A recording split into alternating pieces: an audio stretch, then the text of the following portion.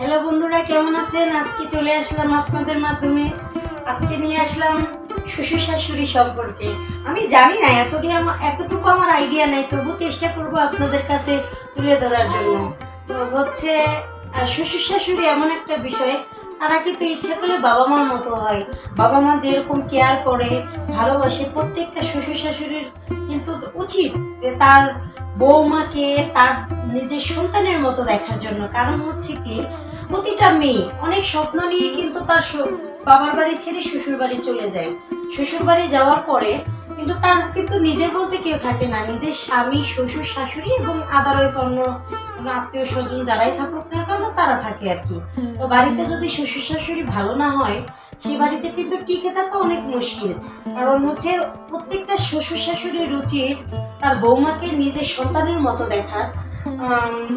সে কখনো অবহেলা না করা যে সে পরের বাড়ির মেয়ে, সে আমার বাড়িতে আসছে, আমার তাকে দায়িত্ব নিয়ে তার ভালো বন্ধু দেখা বা তার পাশে থাকা, এটা কিন্তু প্রত্যেকটা শ্বশুর শাশুড়ির প্রয়োজন, তাই না?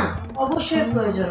তো হচ্ছে বৌমারও উচিত, মানে যে মেয়েটা বিয়ে হয়ে তার শ্বশুর বাড়িতে যাবে, তারও উচিত তার যেমন তার বাবা মাকে ছেড়ে আসে তার বাবার বাড়ি থেকে, তখন শ্বশুর বাড়ি আসে, শ্বশুর বাড়ি আসার পরে কখনো শ্বশুর শাশুড়ি না ভেবে তার বাবা মা ভাবুক, বাবা মা ভেবে তার পাশে থাকুক, তার যত্ন করুক, তার ভালোবাসা অর্জন করুক। কারণ দুইটা মানুষই অপরিচিত থাকে, বৌমাও অপরিচিত থাকে, শাশুড়িও অপরিচিত থাকে, তাদের মধ্যে খাপ খাইয়ে নিতে একটু সময় লাগে, তাই না? অবশ্যই। কিন্তু হচ্ছে কারণ নতুন এলাকা, নতুন পরিবেশ, নতুন জীবন তাদের নতুনভাবে শুরু করে, তা আমাদের উচিত কি যে তাদের পাশে থাকা। আবার কিছু বিষয় আছে যে সবসময় শ্বশুর শাশুড়ি তার মানে বৌমার সব বিষয়ে হস্তক্ষেপ করা উচিত না। কারণ বর্তমান যুগের মেয়েরা এরকম বদ্ধ থাকতে পছন্দ করে না। তো প্রত্যেকটা শ্বশুর শাশুড়ির উচিত তার বৌমাকে স্বাধীনতা দেওয়া, যে তুমি তোমার মতো সব কিছু করো। আর প্রত্যেকটা বৌমারও উচিত স্বাধীনতা দিবে বলেই যে সবকিছু একবারে মাথায় করে নিবে সেটা কিন্তু না। কিন্তু তাদের উচিত হচ্ছে যে তার বৌমা যাতে ভালো রাস্তায় যায়, বা তার বৌমা এমন কিছু করুক আমার শ্বশুর শাশুড়ির মান সম্মান না চলে যায়। হ্যাঁ, অবশ্যই এটা এই দিকটা খেয়াল রাখতে হবে যে আমাকে স্বাধীনতা দিবে বিধায় যে আমি শ্বশুর শাশুড়ির মাথায় উঠে বসবো, সেটা তো কখনো না।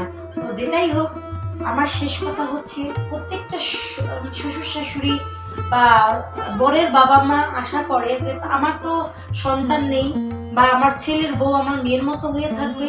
তো সেজন্যই আমার মতামত উচিত যে দুই ছেলে বউ বা শ্বশুর শাশুড়ি যেই হোক না কেন, তাদের মধ্যে ভালোবাসা স্থাপন করাটা একদমই জরুরি। কারণ এগুলো না থাকলে তার সংসার টিকে থাকবে না।